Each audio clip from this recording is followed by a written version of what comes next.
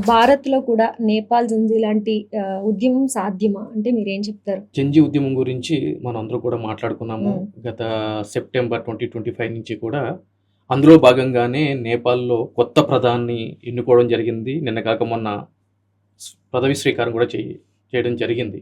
So, 35 సంవత్సరాలకే బలెన్ షా అనే వ్యక్తి ఈ జంజీ ఉద్యమం ద్వారా ప్రధానిగా నేపాల్‌కి అవ్వడం జరిగింది. అసలు ఈ జంజీ ఉద్యమం ఎందుకు జరిగింది అనంటే గనక ఇది ఒక్క నేపాల్‌కే పరిమితం కాలేదు. హ్మ్. మెక్సికోలో జరిగింది, మొరాకాలో జరిగింది, మడగాస్కర్‌లో జరిగింది. అయితే నేపాల్‌లో ఎందుకు జరిగింది? మిగిలిన దేశాల్లో ఎందుకు జరిగినాయి అని చెప్పి మనం మాట్లాడుకోవాలి అనంటే గనక, నేపాల్‌లో జరిగిన జంజీ ఉద్యమము, అక్కడ ఆ ప్రభుత్వము సోషల్ మీడియాకి సంబంధించినటువంటి యాప్స్‌ని భారీ మొత్తంలో బ్యాన్ చేయటం వల్ల, హ్మ్. యువతంతా కూడా రోడ్ల మీదకి ఎక్కి ప్రభుత్వానికి వ్యతిరేకంగా నినాదాలు చేస్తూ, ప్రభుత్వాన్ని దించేటువంటి పరిస్థితులకి దారి తీయడం జరిగింది. హుహు. ఏంటి ఆ సోషల్ మీడియా యాప్స్ అంటే ఏం చెప్పాలి అనంటే గనక, ఫేస్‌బుక్ గానీ, ఇన్‌స్టాగ్రామ్ గానీ, వాట్సాప్ గానీ, మిగిలిన ఏవైతే గనక ఈరోజు యువత ఫోన్ పట్టుకొని దేనికైతే గనక అడిక్ట్ అయిపోయారో, అటువంటి సంబంధించినటువంటి యాప్స్ మీద ఎప్పుడైతే గనక నిషేధం విధించారో, వాటికి వ్యతిరేకంగా ఈ యొక్క ఉద్యమం అనేది స్టార్ట్ చేయడం జరిగింది.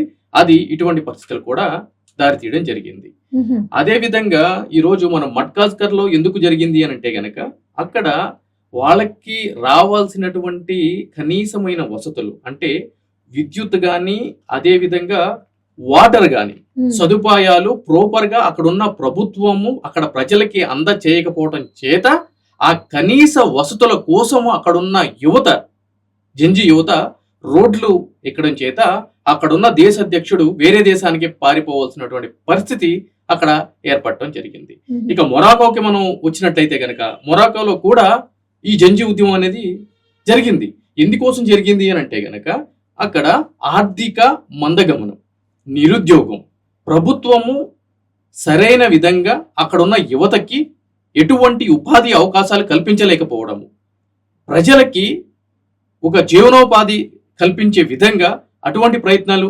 చేయలేకపోవడము. కాబట్టి ఈ అన్ని పరిస్థితుల మీద యువత విసుగు చెంది కలిసి సోషల్ మీడియాలనే ఒక ప్లాట్‌ఫార్మ్ కింద మార్చుకొని వీధుల్లోకి వచ్చి ఒక ఉద్యమం చేయడం జరిగింది. అక్కడ కూడా ప్రభుత్వాలని అనేది దించేయడం జరిగింది. అయితే ఈ అన్ని పరిస్థితుల్ని గనక మనము బేరీజు వేసుకున్నట్లయితే గనక, నేపాల్‌లో జరిగిన దానికి, మొరాకాలో జరిగిన దానికి, మడ్గాస్కర్‌లో జరిగిన దానికి, మెక్సికోలో జరిగిన దానికి చూసుకున్నట్లయితే గనక, నేపాల్‌లో జరిగిన జంజీ ఉద్యమం చూస్తే మనం ఆశ్చర్యానికి గురైతాం. అక్కడ అంటే నెసెసిటీస్ అన్నీ కూడా ఏమీ పోలేదు. హ్మ్. వాళ్ళకి ఆ విధమైనటువంటి నిషేధం ఏది కూడా లేదు. ఓన్లీ ఎంటర్‌టైన్‌మెంట్‌కి సంబంధించేటువంటి యాప్స్ మీద చేస్తేనే అక్కడ యువత అనేది రోడ్ల మీదకి రావడం జరిగింది. సరే ఇది ఎంతవరకు కరెక్టు, ఎంతవరకు రాంగు అని అంటే గనక మనది నేపాల్ గాదు. మనం దాని గురించి ఆలోచించాల్సిన అవసరం కూడా లేదు. అక్కడున్న యువత ఆలోచించుకోవాలి. అవును. అంటే భారతదేశంలో కూడా టిక్ టాక్ మనందరికి తెలిసిన విషయమే. అవును. ఎంతో మంది బ్యాన్ రాత్రికి చేశారు. రాత్రి హీరోయిన్‌లయిపోయారు, హీరోలయిపోయారు, క్యారెక్టర్ ఆర్టిస్ట్‌లయిపోయారు. అసలు దేశాన్నే ఊపేశారు. అవును. కానీ అటువంటి టిక్ టాక్‌ని భారతదేశం నిషేధించింది. అవును. కానీ మన ప్రజలు అర్థం చేసుకున్నారు, యువత అర్థం చేసుకున్నారు. ఎందుకు అనంటే గనక పక్క దేశంతో ఉన్న చైనా తోటి మనకున్నటువంటి సంబంధాల రీత్యా అవును. వాళ్ళు మన మీద ఆధిపత్యం చెలాయించాలి అని అనుకుంటున్నప్పుడు, వాళ్ళ యొక్క ఆధిపత్యాన్ని తొక్కే విధంగా మన భారతదేశ ప్రభుత్వం not only TikTok, there are many other so many dub apps, smash more ఇవన్నీ దెన్ పై 150 ఇప్పుడు కూడా చూసుకున్నట్లయితే గనక ఒక 1000కి పైగా యాప్స్ అనేది భారతదేశం అనేది బ్యాన్ బ్యాన్ చేసింది. చేయడం జరిగింది. అయితే భారతదేశంలో కూడా జంజీ లాంటి ఉద్యమం సాధ్యపడుతుందా అని చెప్పి మీరు అడిగే ప్రశ్నకి సమాధానంగా నేను చెప్తానంటే గనక సాధ్యపడుతుంది. కానీ ఎటువంటి పరిస్థితుల్లో సాధ్యపడుతుంది అని అంటే గనక, ఎవరైతే గనక యువత అత్యధికంగా అభిమానించే స్టార్ హీరోకి సంబంధించినటువంటి సినిమా ప్రీ రిలీజ్ ఈవెంట్‌కి పాసులు దొరకనప్పుడు, హ్మ్.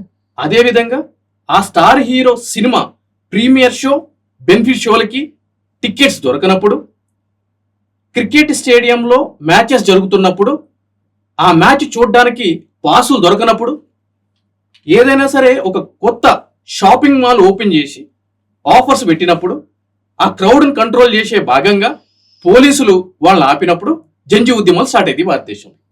మిగిలిన ఏ విషయంలో కూడా ఈ జంజీ ఉద్యమాలు అనేది భారతదేశంలో స్టార్ట్ కావు. మీరు చెప్పింది నిజమే. కానీ కొంచెం నవ్వొస్తుంది నాకు. అంటే నిజం ఎప్పుడు కూడా అంటే నిజానికి ఉన్న గొప్పదనం ఏంటి అని అంటే గనక చరిత్ర మనం చూసుకున్నట్లయితే గనక ఒక న్యూటన్ కానీ ఉమ్, అదేవిధంగా గ్రహం బెల్ని కానీ వీళ్ళందరూ కూడా అంటే చరిత్రలో ఎవరైతే గనక గొప్ప గొప్ప ఇన్నోవేషన్స్ కనిపెట్టారో వాళ్ళందరినీ కూడా మొదట ఈ సమాజం చూసి నవ్వింది. అవును ఎందుకంటే గనక నిజానికి ఉన్న గొప్పదనం దౌర్భాగ్యం అదే. అవును మొదటగా ఎవరు నమ్మరు, అది నిజమని సమాజానికి తెలిసేంత వరకు కూడా. ఇక్కడ కూడా నేను ఏదైతే కనుక చెప్పానో నిజంగా అది నవ్వుగానే ఉంటది, అయితే వెటకారంగా కూడా ఉంటది. కానీ మన యొక్క యువతను చూస్తూ ఉంటే మనకు అనిపించేది అదే. ఈ రోజు మీరు నమ్మరు, 8వ తారీఖు 3వ నెల 2026 అంటే ఈ నెలలో వరల్డ్ కప్ జరిగిందండి. మన ఇండియా వరల్డ్ కప్ కొట్టింది. ఉమ్, మొత్తం జంజి యూత్ అంతా కూడా, అటు ఆంధ్రాలో తీసుకుంటే విశాఖపట్నం బీచ్ రోడ్లలో, ఇక్కడ హైదరాబాద్ తీసుకుంటే ట్యాంక్ బండ్ మీద, అదేవిధంగా మిగిలిన రోడ్స్ మీద కూడా బైక్స్ తోటి కార్స్ తోటి వేల మంది రోడ్ల మీదకి వచ్చి ట్రాఫిక్ అంతరాయం కలిగించి నానా న్యూసెన్స్ చేశారు. బాణాసంచాలు కాల్చి ఉమ్, పోలీసులు వచ్చి లా అండ్ ఆర్డర్ కంట్రోల్ చేయడానికి వాళ్ళ మీద లాఠీ చేయాల్సినటువంటి పరిస్థితి ఏర్పడింది. ఉమ్, కానీ ఇక్కడ అదే రోజు 8వ తారీఖు 3వ నెల 2026లో అన్ని ప్రధాన పత్రికల్లో ఒక వార్త అనేది ప్రచురించడం జరిగింది. ఉమ్, ఏంటో తెలుసా? అమెరికా ఆర్థిక శాఖ మంత్రి స్కాట్ బీసెంట్ అనే ఒక వ్యక్తి ఉమ్, ఏం చెప్పాడు అని అంటే గనక, భారతదేశము అమెరికా ఎట్లా చెప్తే అట్లా డాన్స్ వేస్తుంది అని చెప్పని ఇంకా చాలా దారుణంగా మాట్లాడాడు. అది నా దేశం గురించి నేను మాట్లాడలేను. ఉమ్, అటువంటి వ్యాఖ్యలు చేశాడు అని అంటే గనక ఈ రోజు యువత ఏం చేయాలండి? నిరసన కార్యక్రమాలు వ్యక్తం చేయాలి. ఉమ్, మన దేశ ప్రతిష్ట మీద, మన దేశ గౌరవం మీద పరాయి దేశం వాడు అటువంటి వ్యాఖ్యలు చేస్తున్నాడు అని అంటే గనక మనకి ఎంత గుండె రగిలిపోవాలండి, మనకి బ్లడ్ ఎట్లా బాయిల్ అయిపోవాలి. అయ్యిందా?